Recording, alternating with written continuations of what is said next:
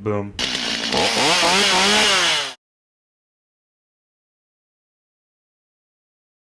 Alrighty, so the chain is sharpened. We're going to replace it back on the saw. The way I normally do it is place it on the chain bar. The chain bar.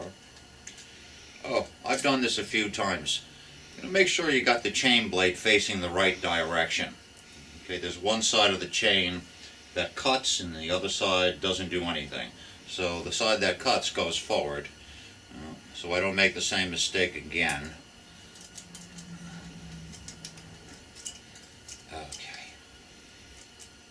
Okay, I'm ready to go in.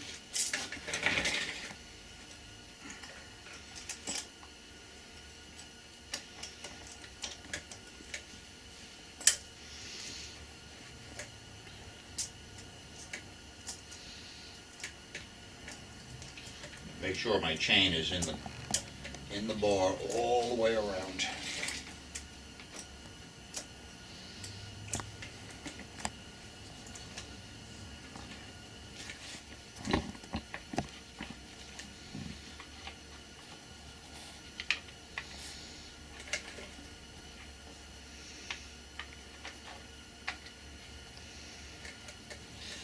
Okay, and the retaining nuts, I'm just going to hand tighten them now because we need to tension the chain blade to its proper specification.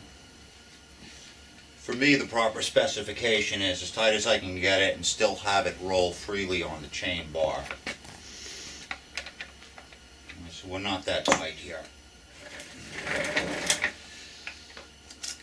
Okay, look, as I tighten this tensioner, that this gap in this chain shrinks away.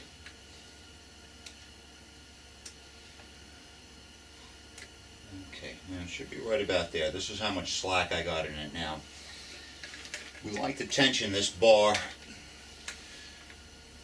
with its torque upwards, because that's the way you cut on a tree. You push the bar down onto it.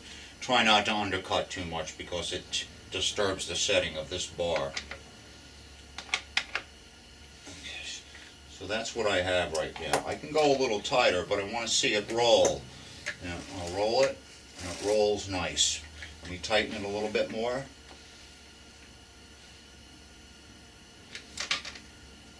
My lash, chain lash here. Okay, that's a little tighter, and she still rolls nice. Just go a little bit further.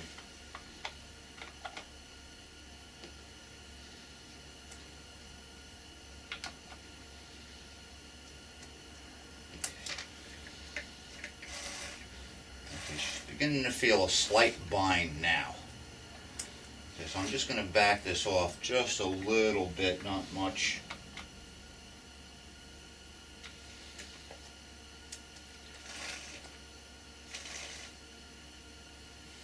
Okay. We're talking about torquing the chain bar in the upward position. This is how much it moves, as you can see. And that makes a difference in the chain tension. When it's down like that, this chain becomes tighter on the bar. When it's torqued up in the position you would normally be cutting, okay, now you're a little bit looser. So this is a nice movement on this bar here. If it's torqued downwards, all of a sudden this chain becomes tight on the bar. So when you're adjusting your chain, make sure your bar is torqued upward, okay, and that you got a nice free roll on this, like this chain. Okay, so now I'm just going to finish it up by tightening these bolts.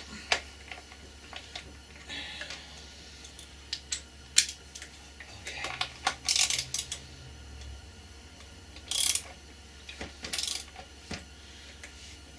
You don't need to over crank these nuts here. Basically what this does is hold this outer plate to the back side of this chain bar, which of course the other side of it is backed into the machine, and we're just going to hold it. This doesn't keep the bar from moving back and forth. Okay, that tensioning device holds the bar in one position. This just retains the cover that holds the bar against the machine. Should have talked about that a little bit more when I had the cover off. Yeah, you don't have to be too tight with this. Okay, and that's it. Chain's been sharpened, it's been mounted. Ready to